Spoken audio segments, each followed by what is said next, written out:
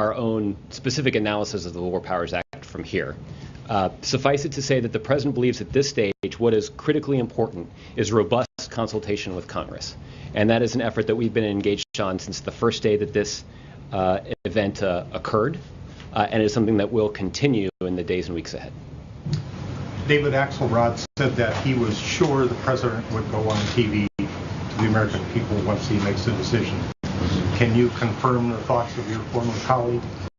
Well, again, I don't want to presuppose what that decision is, but suffice it to say that the President believes it's important to, as evidenced by the fact that we have promised to make public an intelligence assessment of the circumstances here. You can deduce from there that the President believes it's important to have a dialogue with the American public about the decisions that the President's making, particularly when they are as weighty as this specific decision. So I'm not going to make any promises of presidential addresses, but you can rest assured knowing the President believes that communicating with the American public as he approaches this situation is a top priority. Okay? David. Thanks, Judge. The Washington Post just published a report online from more documents provided by Edward Snowden that sort of reveals for the first time details about U.S. spy agencies' budgets that has not been released before. Some of the findings is that, the budget has grown enormously since 9/11, that the CIA's budget is by far the biggest of the spy agencies and far bigger than outside experts had estimated, that the U.S. has developed new cyber programs to attack other countries' cyber systems. I'm wondering two things. One is, does the President, this information has never been released despite many efforts from outside folks to try to get this information. Does the President believe that this is helpful now in the current climate to have a discussion about the details about how the U.S. is spending its money in these departments to help get a better understanding and to, as he said, make the public comfortable with how this money is being spent, what kind of programs are being run? David, I believe that story was published since I walked out here, so I haven't seen the actual story itself, so I'm not in a position to comment on a specific story. But I will reiterate something that the President himself has said, which is that he does believe that strengthening public confidence in these programs is important to the success of these programs. There's little debate about the fact that these programs are critical to our national security, that they have played a role in protecting the homeland and disrupting plots by those who are looking to perpetuate violent acts against the United States of America and our interests. So the President's committed to strengthening those programs. The President's put forward his own ideas about what we can do to strengthen those programs. He's also appointed this outside board, the members of which we announced just a couple of days ago. So the President's following through on those promises of reforms. But in terms of the specific report, I'm not in a position to comment on it, only because I haven't read it. Well, was the White House aware this story was coming out? I mean, it's been in the works for a while. The intelligence agencies provided responses to some of the direct questions. Were you guys aware? And again, I'm just curious if you have concerns about this kind of information being out, or are you comfortable with what perhaps was told? It's hard for me to comment on the information included in the report because I haven't seen the report. I didn't talk to the journalist who was working on the story, so I'm just not in a position to comment on that information. We've talked about our concerns about the damaging leak of classified information, but frankly, I'm not sure whether or not that applies here because I haven't read the story. So, Christy. Thank you, Josh. You've talked a couple of times about the global community being in agreement now on the use of chemical weapons in Syria. Do you expect that consensus will strengthen over the next few days, or is it already at a point where the President feels that he has the international mandate he's talked about? Mm-hmm. Well, we will certainly continue our consultations with our allies around the globe. We want to continue to keep our allies in the loop as the President considers a decision about a response. We are certainly pleased by the comments that we've seen from our allies like the UK and France, Australia, Germany, the Arab League. NATO has even put out a statement on this.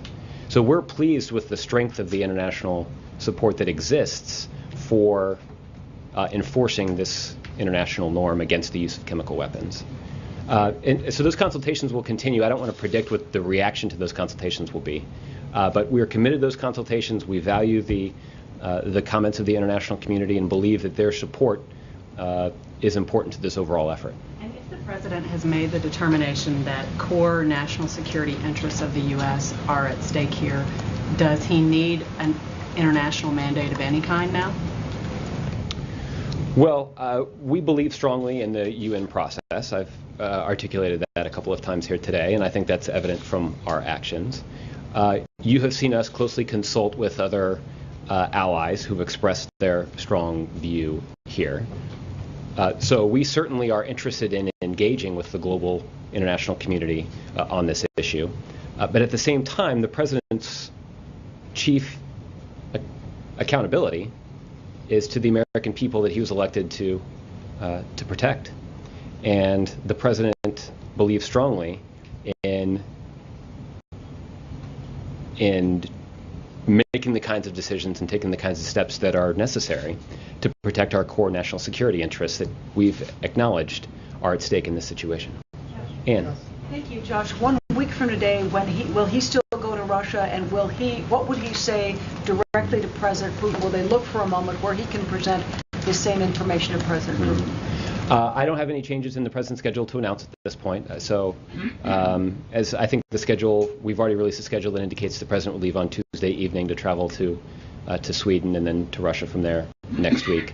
And I don't have any changes to announce at this point. Okay. Jared. Josh, you've said several times in the briefing today that the message to totalitarian dictators is that you won't allow violation of international norms. Is the flip side to that if you are a totalitarian dictator and you'd like to kill 10,000 people, 100,000 people, and not use chemical weapons, that the United States will abide that? Of course not. You have seen this country work in close consultation with our allies and partners to confront the broader conflict in Syria. I think I referred to that a little bit earlier, that we're very concerned about the violence that we've seen in Syria. And we have been working closely, even with the Russians, on trying to find a diplomatic solution to the violence that we've seen in Syria. It's our view that a military solution does not exist. And that's what's required is for both sides to come to the table and reach a diplomatic solution to effectuate a transition in leadership in Syria. How is the situation in Syria affecting the ongoing peace talks in Israel?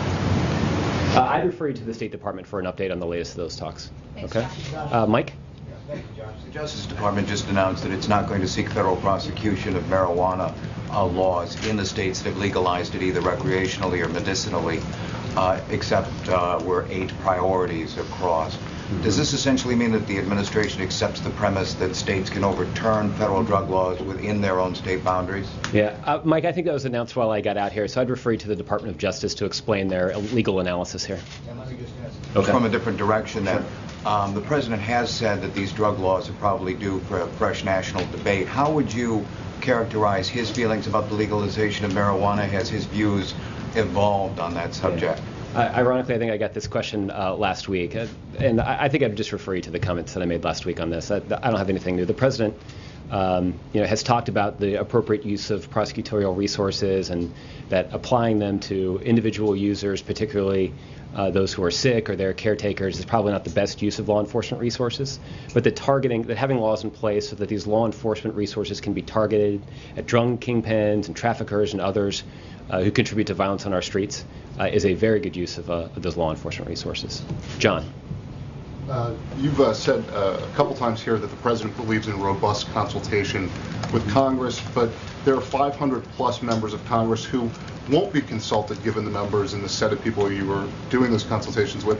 Why don't their constituents deserve to have their elected representatives get the same kind of briefing? Well, I'm not ruling out future briefings that might include every member of Congress. There are a number of senators who are involved, so even if we're not in a position to have a conversation with every single House member in a state, there certainly is a way for the elected representatives of a state to ensure that their representatives are being consulted in this circumstance. Well, let me just say that our consultation here started from day one. It has been continuing. We have an important call that will take place this evening, but it's not the end of our consultation. Our consultation will continue, and if there is a desire or a need for there to be a broader briefing once members of Congress return to Washington, D.C., then we'll certainly consider that request. Possible the strike would be launched before they return to Washington, D.C.? I'm not going to get into the time frame of a decision that hasn't been made yet. You walked right into that one, though, John. Stephen, I'm going to give you the last one. Since Assad has defied the world for 2 years, shown himself capable of great cruelty, sometimes irrational decisions, some would say, what reason is there to think that a limited and discreet shot across the bows would deter him from using chemical weapons again? Well, it's a clever way of asking a question that will bring me dangerously close to presupposing that a decision has been made. So let me just say that that is among the factors that's being considered here. That we want to make sure that a response sends an unambiguous signal to the Assad regime and to dictators all around the globe that living up to these international norms isn't the firm expectation of the international community, and that failure to do so has serious consequences. So, saying it's a limited strike, the people are misinterpreting what limited means? Well, I'll let people interpret what that means if and when a decision along those lines has been announced. Okay? All right, guys. I've been at... One more on the UN. Mara, I'll give you the last one. Today was the day that a group of senators was going to be meeting again to talk about the budget issues. When is that, and who's coming? Yeah, let me pull up my notes, and I think I can give you some specifics about that. Let's see if we can find that in here.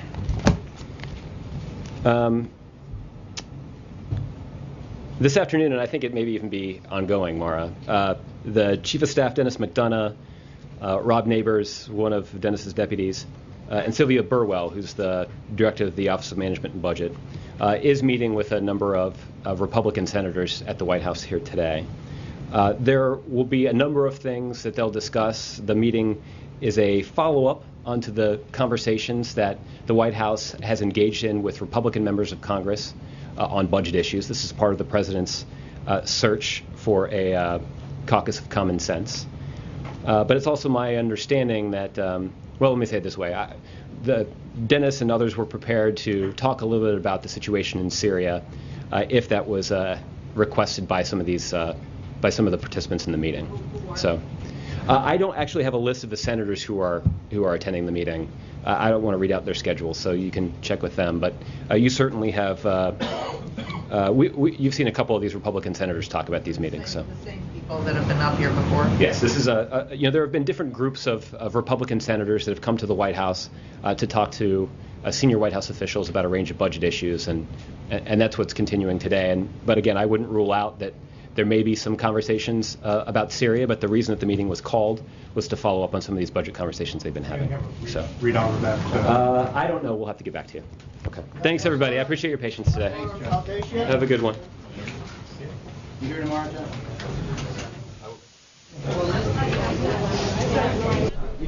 So that wraps up today's White House briefing. A lot of discussion on the situation in Syria, and you may have noticed a couple of questions referring to British Prime Minister David Cameron's comments that took place earlier today in London. Let's show you just a little bit of those right now.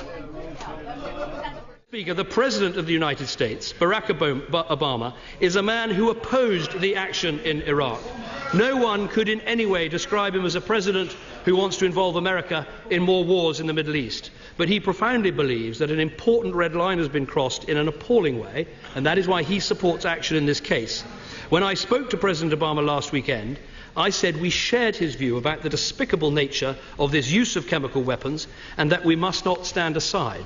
But I also explained, let me make this point, I also explained to him that because of the damage done to public confidence by Iraq, we would have to follow a series of incremental steps, including at the United Nations, to build public confidence and ensure the maximum possible legitimacy for any action.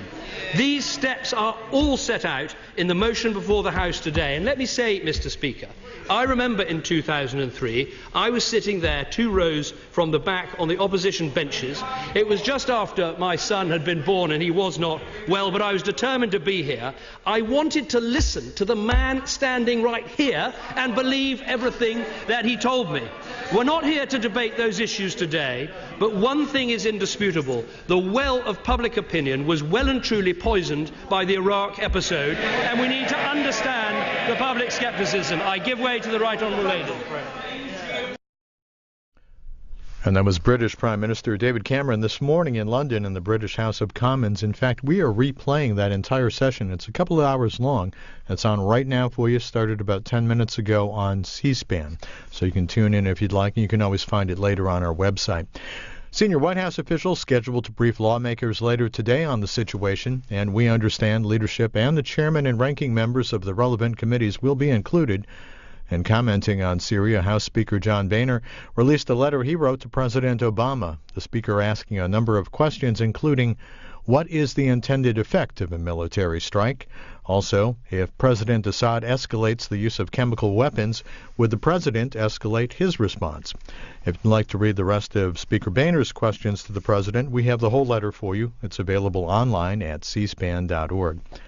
Let's take a look at some tweets. Utah Senator Mike Lee says the president shouldn't authorize the use of military force in Syria without the support of Congress and the American people. Journalist Blake Hounshell tweets, how much does it matter if Bashar al-Assad didn't specifically order the chemical attack? And following up on a tweet earlier by Congressman Scott Ridgell, Representative Luke Messer says that he, quote, signed Representative Ridgell's letter urging the president to consult and receive authorization from Congress before ordering the use of military force in Syria. Join us later for an event on innovation and national security issues. The group Young Professionals in Foreign Policy and the Disruptive Thinkers DC are hosting the program. That's live at 6:30 p.m. Eastern, right on C-SPAN 2, right here. Later today on C-SPAN, it's the group Heritage Action. They've been holding healthcare town hall meetings across the country this month. Today, Heritage Foundation President Jim DeMint and Rafael Cruz, who is the father of Senator Ted Cruz, visit Wilmington, Delaware to talk about their efforts to cut off funding for Obamacare. We'll have it live on C-SPAN at 7 Eastern.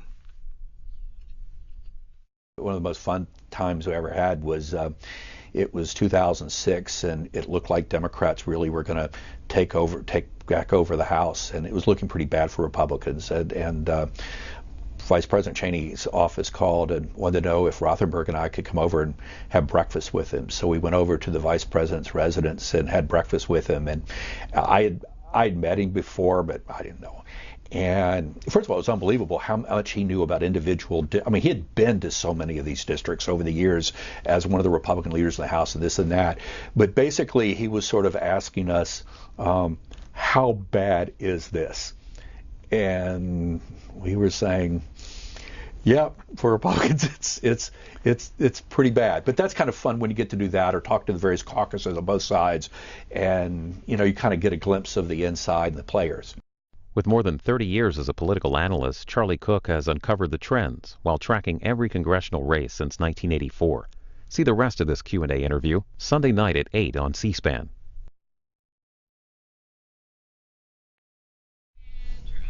A discussion now on the proposed Keystone XL oil pipeline.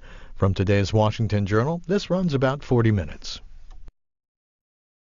We're joined now by Brigham McCown. He is the former acting administrator for the Pipeline and Hazardous Materials Safety Administration and also a member of United Transportation Advisors, serves as a principal and a managing director. Mr. McCown, thank you. Absolutely, Pedro. Glad to be with you this morning. So first couple of things, your work as a pipeline safety person. Talk a little bit about the administration you worked for and what you were responsible for. All right, so I served under both terms of the George W. Bush administration. Was actually appointed by the Transportation Secretary, Norman Mineta. And as you may know, Mr. Mineta is a Democrat who served in the Republican administration, and he was responsible for authoring, and then Congress passed, a reorganization act that led to the creation of this agency.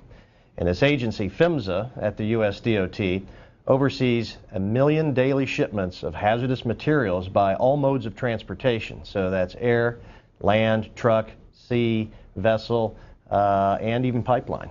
And so your current work with United Transportation Advisors, what is that? So that's a consulting firm. I'm a lawyer by classical training, so I have a law practice. We also have a consulting practice. So We talk infrastructure projects, we talk transportation projects to both public and private sector clients. So is one of your clients Keystone XL? It is not. Anybody supporting TransCanada or anybody part of that clientele as well? No, sir.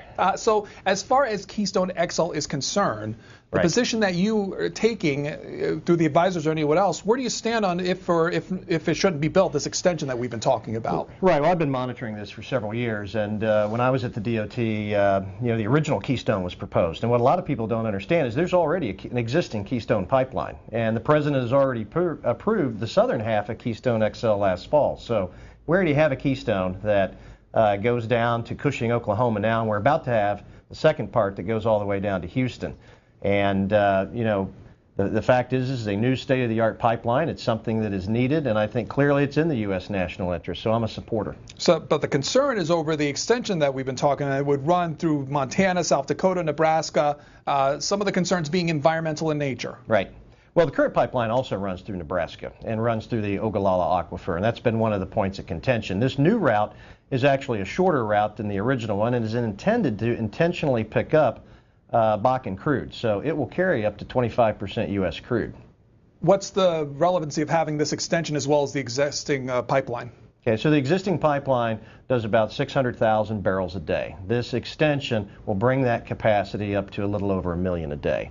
It's important because right now, oil in the Bakken is transported by rail, it's transported by truck, it's transported by means other than pipeline. And if you look at my former agency, and when you look at hazmat transportation, it's all relatively safe, but there's a reason why pipelines have been the go-to source for transporting large volumes of energy products over the last 50 years.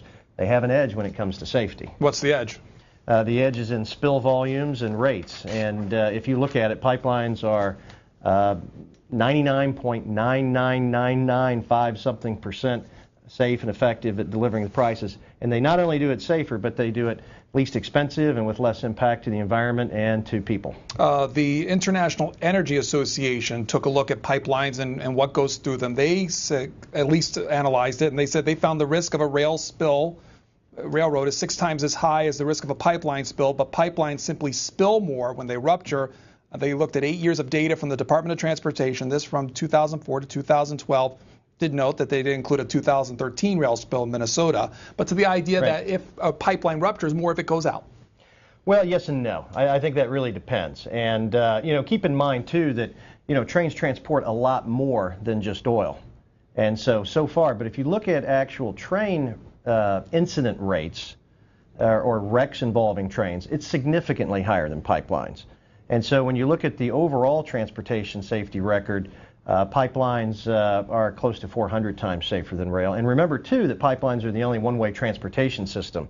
So every other transportation system requires a round trip. So you actually have to double that mileage if you're going to really do apples-to-apples comparison. So if a pipeline breaks, what's the protocol for fixing it? What happens? Okay, so when a pipeline does break or an issue comes up, the pipeline is shut down. And as soon as the control room removes the power to the pipeline, in essence through pumps, then the oil stops moving. Or the natural gas or anything else. And then at that point, there's a spill response plan in place that government regulations require, and it's cleaned up. And so as far as pipelines are concerned, what's the width of a pipeline? Does it vary? Because if one ruptures and it's a certain width, I imagine more of it would go out depending on how wide it is. Yeah, no, that's absolutely true. And it also depends on what type of pipeline it is, whether it's a liquid or a gaseous type pipeline. And with the 2.6 million miles of pipeline that we have in our country, those vary anywhere from 4 inches up to 36, some are even 48 inches. Our guest again with us to talk about the Keystone XL pipeline and concerns about it. He's Brigham McCown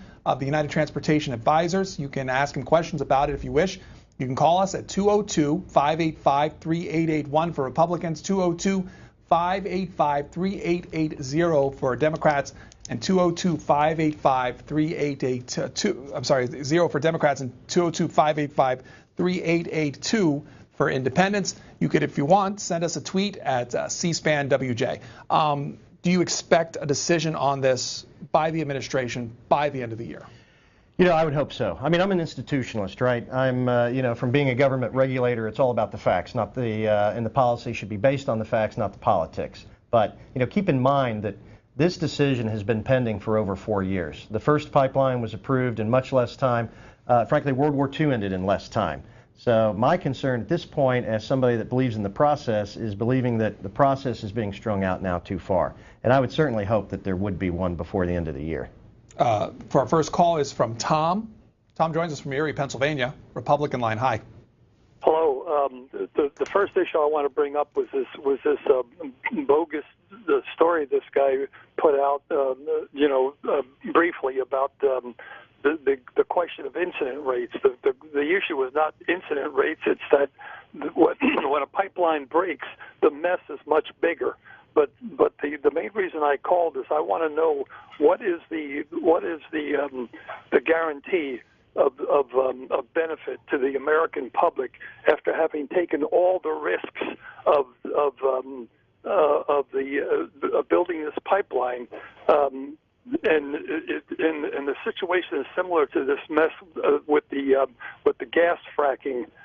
We take all the risks, and the people in the top 1% get all the benefit by selling the oil worldwide. And in the meantime, our energy costs keep skyrocketing. Okay, so what I heard there is energy costs. And if you look at energy costs, and that's a great question, Tom, the fact is the more supply that you can bring to market, it's a supply and demand. And energy costs have been skyrocketing because we continue to rely on importing 10 million barrels a day of crude oil from unstable overseas areas in the Middle East. And if we can stop that or reduce that dependence by having more North American production, that will be a stabilizing factor and will actually help offset any price increases as a result of events going on. In fact, that's why oil rose to a 2-year high at $110 just 24 hours ago based on instability in Syria. The president back in June talked about Keystone in light of oil production, in light of the extension itself. Here's what he had to say. I put forward in the past an all-of-the-above energy strategy, but our energy strategy must be about more than just producing more oil. And by the way, it's certainly got to be about more than just building one pipeline. I know there's been, for example, a lot of controversy surrounding the proposal to build a pipeline, the Keystone Pipeline, that would carry oil from Canadian tar sands down to refineries in the Gulf. And the State Department is going through the final stages of evaluating the proposal. That's how it's always been done. But I do want to be clear. Allowing the Keystone Pipeline to be built requires a finding that doing so would be in our nation's interest. And our national interest will be served only if this project does not significantly exacerbate the problem of carbon pollution. The net effects of the pipeline's impact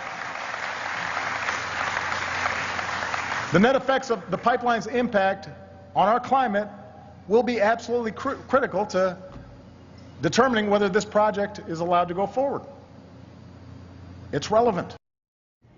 Mr. McCown. Okay, well, first of all, the President's own Department of Energy that looks at future projections shows that by 2040, we are still going to be heavily dependent upon fossil fuels. In fact, the IEA's study shows that by 2040, renewables will still only constitute about 10% of the energy requirements that we have. So with that in mind, the question isn't if this is going to market, the question is how do we get it there in the safest way possible, because Canada will produce this oil and so it will get to market. And I would much rather have it in a brand new state-of-the-art pipeline than traveling on barge down the Mississippi, traveling on tanker cars, or traveling on trucks. There's a story that was first reported by the Hill newspaper saying that the decision will likely be delayed until the Inspector General looks at an investigation and conflict of interest complaints. The Inspector General looked into complaints that the Environmental Resources Management, the contractor that prepared the most recent environmental impact statement on Keystone XL, failed to disclose potential conflicts of interest. Yeah, that's actually not a new story. That came out a couple years ago and was thoroughly investigated at the time, and my understanding is that there were no conflicts found. What you're starting to see, frankly, is a recycling of a lot of events. And keep in mind, that executive order that was put in place that governs this entire process was put in place to expedite cross-border transportation facilities. And instead of expediting it, this environmental impact is now taking longer again than it took. We could have built the Empire State Building 5 times by now. We could have, we've completed World War II in less time. So Again, as an institutionalist, at some point, you start to say, we've had 4 environmental studies. We've had this, we've had that. At some point, the question is, has this policy really been hijacked, or are we still on path? Eric is from Nicholsville, Kentucky. He's on our Democrats line. Yeah, we have had environmental studies. We've also had practical experience with spills of tar sands. I don't know where you're getting your safety record from, the 99.999%. Excuse me, but if one of these pipelines break carrying tar sands, like we've already had happen, we can't clean up crude very well. We have hardly any way at all of cleaning up a tar sand spill. Mr. McCown. Okay. Well, first of all, the safety rating is based on this. We transport and move around the country by pipeline 31 million. Think about that for a second. 31 million barrels of oil or refined products each and every day. And we did that yesterday. Nothing happened. We did that the day before. Nothing happened. So when you get to that rating, if you consider that it's over 13 billion barrels a year that get moved around, the spill rate is actually pretty good, and it's better than any other mode of transportation. And so that's my point, is these products are not an optional supply. They're not something we can live without. If we have to have them and we're going to move them, and as the former regulator, there is a robust set of regulations and laws in place and a very aggressive enforcement posture by the federal government and the state government. So the question isn't if, but the question is, if we have to have these products, how do we make sure that they're transported as safely as possible? New York is up next. Joan, Republican line. Joan, good morning. Let's go to Gary, Santa Barbara, California, Democrats line. Gary, are you there? Gary, one more time. I think we may have trouble with that. Let's try James from Davenport, Iowa, Republican line. Hey, I'm a locomotive engineer, and I think your guest hasn't bragged on himself enough. There's a human factor in putting oil on trains that is not present in a pipeline.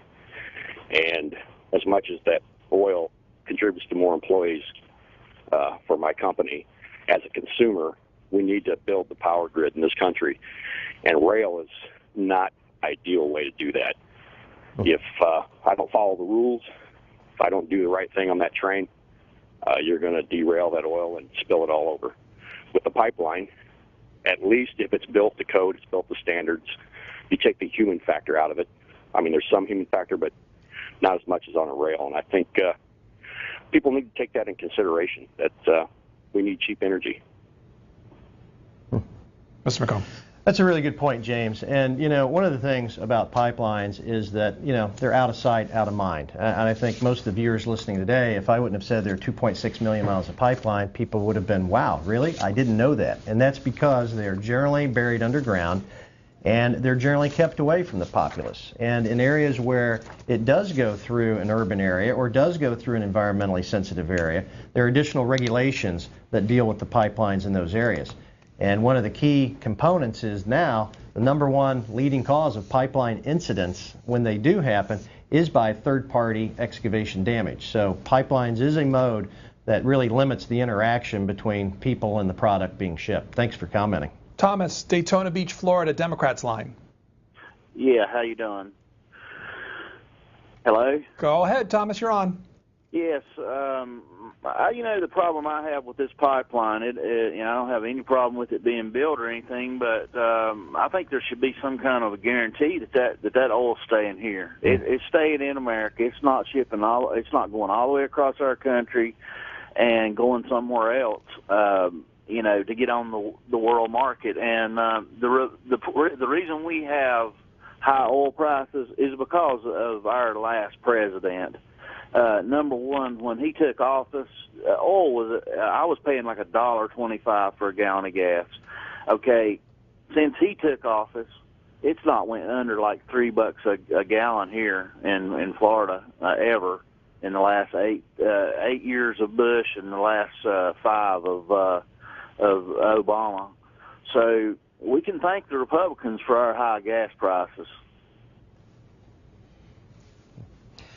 You know, Thomas, thanks for commenting. What I heard there, your question there is, you know, looking at this oil and how it's going to be used. And, you know, there has been some debate recently, and the environmental opponents of Keystone have tried to point out or paint a picture that this oil is going to be exported. But, you know, if you think about it, you know, we import, again, 10 million barrels of oil every day from unstable places around the world.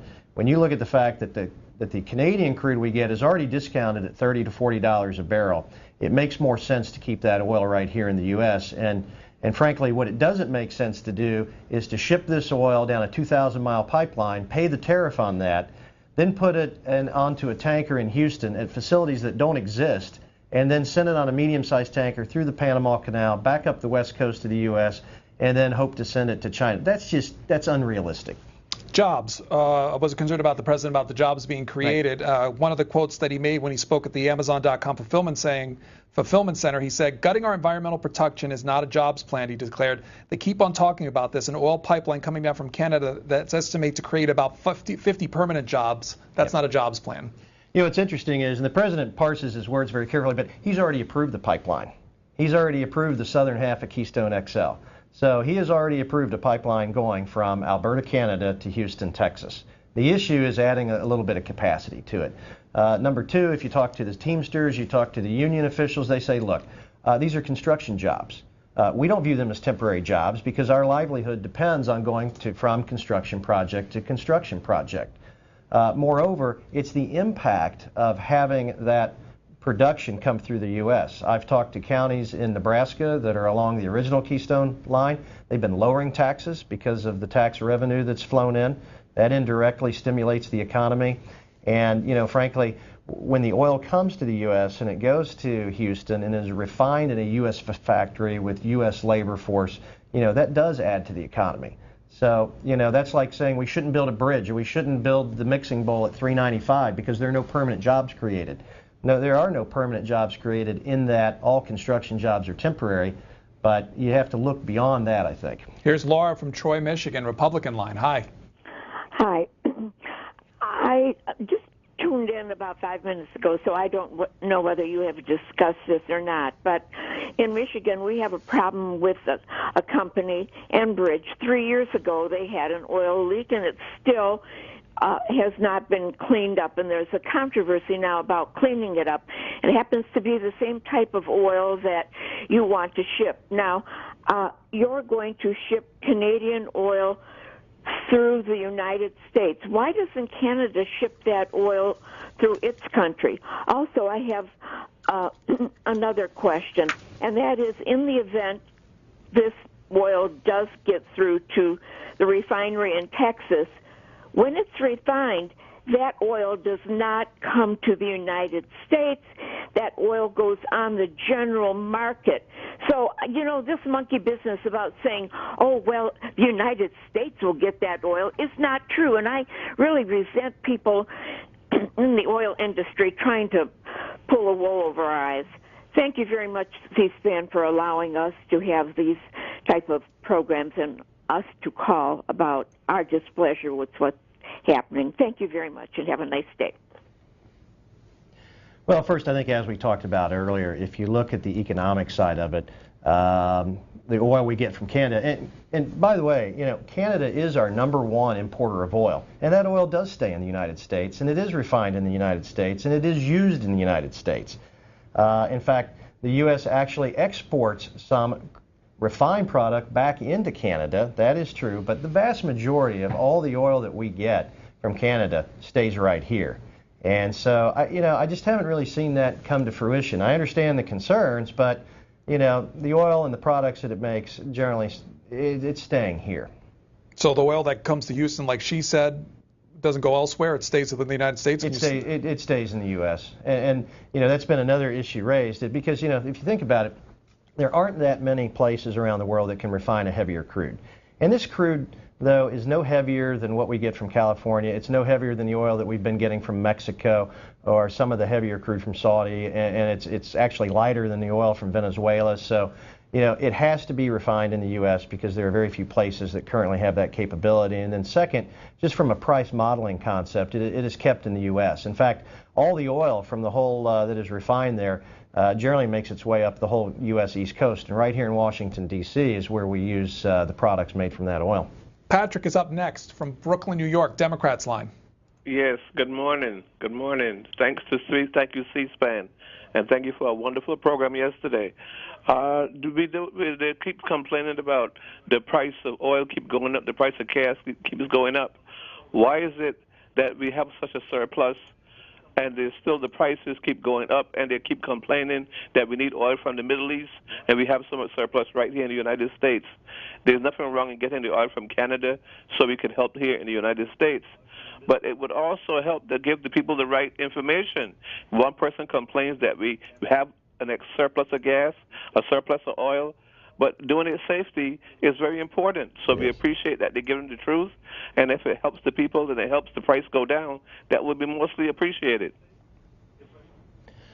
You know, he's raised a very good point. Just a few years ago, we thought we were pretty much out of fossil fuel. And, you know, what we have learned through advances in technology is not only do we have a lot of crude oil that we're finding in the U.S., that Canada is finding, that I think once Mexico changes its government-run Pemex, the oil company for Mexico, they're going to find they have a lot more. And we have more natural gas in this country than Saudi Arabia has oil. And so as we find that we have more production capability, the difficulty is bringing that production capability online. And there is a balance. There is a balance between producing that oil and making sure that we are good stewards of the environment. But by the same token, if you look under President Obama, drilling on federal lands has fallen to a new low. We are producing more, but the world is also using more oil. And that's why, you know, I think it's critical when you talk to policymakers who believe that we may not be independent per se, but we can sure lessen our dependence on overseas oil if we can bring domestic capability online, and that's the current struggle. This is Matt Smith, who says Canada already has an excess of empty pipelines coming into the U.S. now, so why build a new one? Because it's going to ports and China. No, you know, I don't think it is, because look, there's already a 500-mile pipeline in Canada that goes through British Columbia that can put oil on a super tanker right there and send it to China. There have been infrastructure projects proposed. I think Keystone, if built, is already oversubscribed, meaning that they're already up to capacity once it gets built. So I'm not sure where he's gotten that info, but I haven't seen that pipelines are what they call undersubscribed at all. Because it runs such a long distance, and even if this new extension goes to several states, how is security maintained and stability maintained? That's a good point. The pipeline itself is monitored from the ground and from the air, as all pipelines are monitored from a 24-hour control room facility. There is technology that is deployed along the line and in certain locations that monitor for safety. These companies have to work closely with the Department of Homeland Security. It's considered in many places critical infrastructure that needs to be protected. The lines are also flown over constantly and monitored from satellites as well. So as far as if there's a rupture or anything else, what's the federal government responsibility when it comes to repair and cleanup? So the responsibility lies with the operator, number one, first and foremost. Number two, there's a backstop called the Oil Liability Trust Fund. And that trust fund exists, and it's in the billions of dollars to go ahead and advance monies for cleanup that the operator then has to replenish. And like I say, there are response plans that are in place that the operator has to follow. There are assets that have to be deployed on site quickly. And, you know, this is something that is a pretty mature set of regulations and oversight. Tom up next from Washington, D.C., and he's on our independent line for Brigham McCown. Hello. Yeah. Good morning, and thanks C-SPAN for yesterday for sure. I want to ask a question about safety, but first let me say that fracking, with all its problems, has in fact resulted in a sharp drop in the price of natural gas, as has been noted. And I just want to make sure the audience knows that that has given American manufacturing a substantial cost advantage over its competitors, so much so that a lot of foreign companies are looking to come here to do their manufacturing in order to take advantage of natural gas. The safety question is it's a kind of esoteric question about smart pigging, and I know that sounds silly, but it is a means by which pipelines are inspected from inside the pipeline, and I'm sure our guest knows everything about it, so I wonder if he could explain it. Sure, absolutely. Well, first, Tom, that's a very insightful comment on natural gas, and I should have raised that as a great analogy to the previous caller that talked about crude oil prices, because when natural gas production went up by 20 to 25% in the U.S., the price dropped by 50%. So it's not necessarily a linear tit for tat, but it can be an exponential drop. And if we can get the production of oil to where it needs to be, I'm not suggesting it's going to be that great of a drop, but I think we can certainly insure against wide price fluctuations when there are many crises around the world. Smart pigs, yes. Through pipeline technology has advanced dramatically in the last 20 years, and so has safety. And smart pigging has been one of the reasons why overall pipeline incidents are down by close to 60% over the last 10 years. Can you explain what that is? Because I'm sure maybe some of the audience might not know what it is. So a pig is an inline inspection tool, and it is literally a device that is placed inside the pipeline and run down the pipeline. And there are many different types. There are what they call cleaning pigs that are basically pieces of foam that are scrapers. But the smart pig technology uses either variations in a magnetic field, or they use sonogram technology to literally produce an image of the pipeline and the thickness of a pipeline, just like getting an MRI or a CAT scan. And that tells us a lot about the whole health of a pipeline, how it's doing, if it's been damaged from the outside, if it has a corrosion issue, or anything that's going on. So it's a holistic approach to the management of the life cycle of a pipeline to find incidents before they happen. What materials are used in a pipeline? Mainly steel, although in a lot of natural gas lines there'll be PVC and plastic. And what's the life expectancy?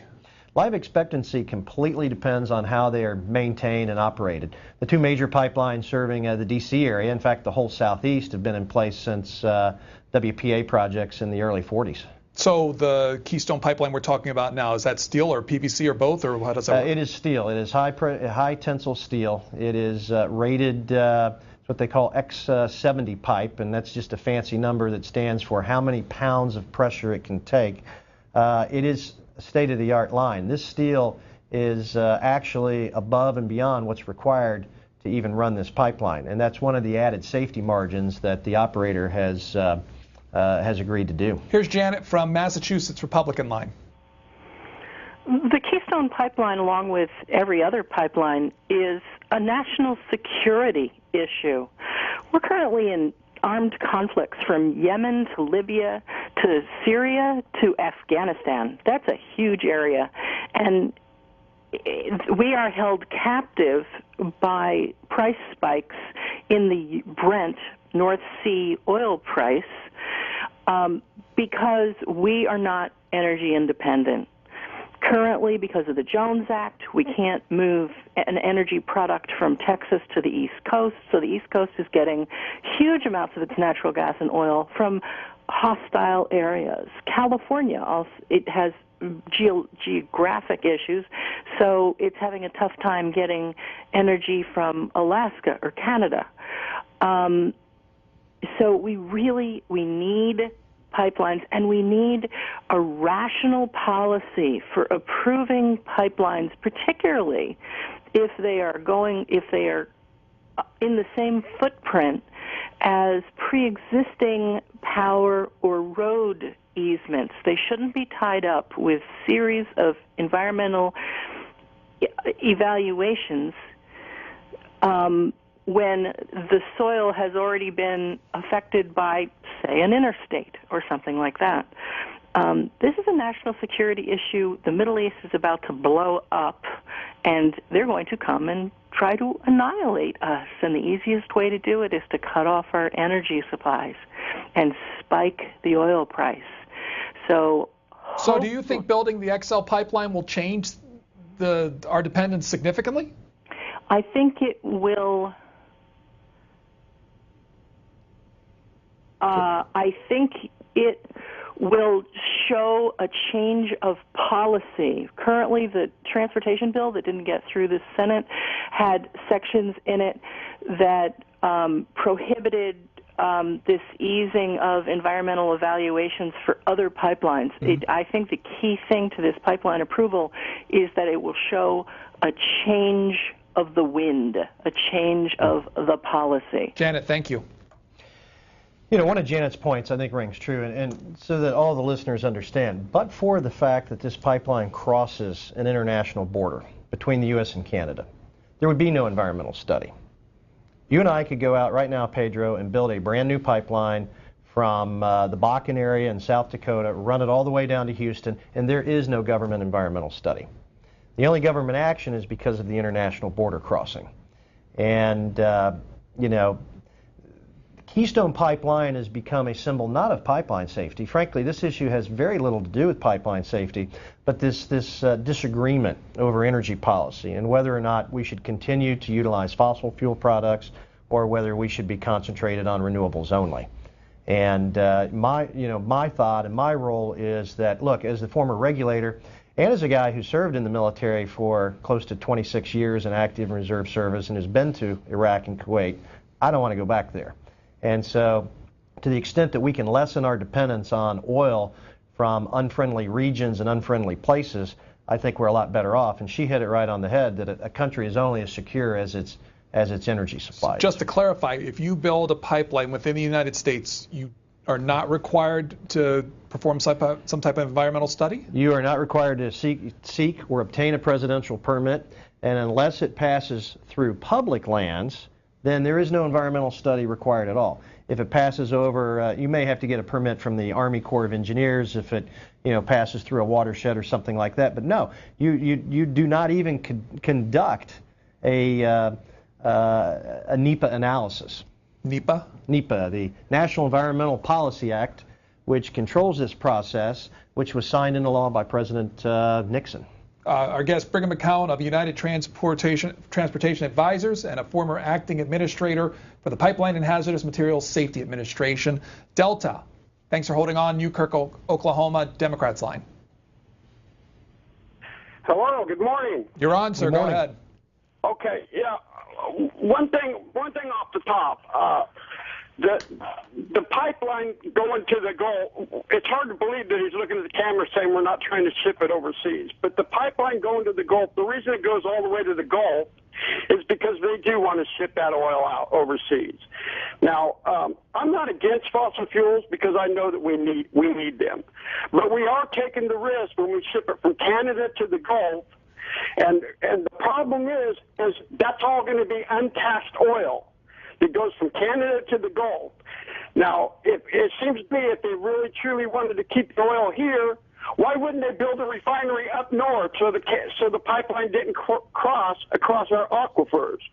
I mean, that would guarantee that the oil stayed here.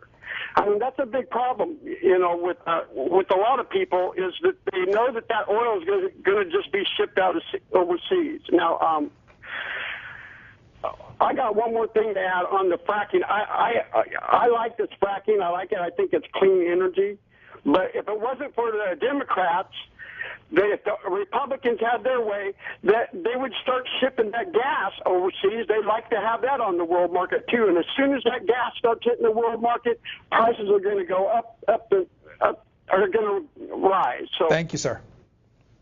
Well, look, first of all, there is a prohibition in law against the U.S. exporting any crude.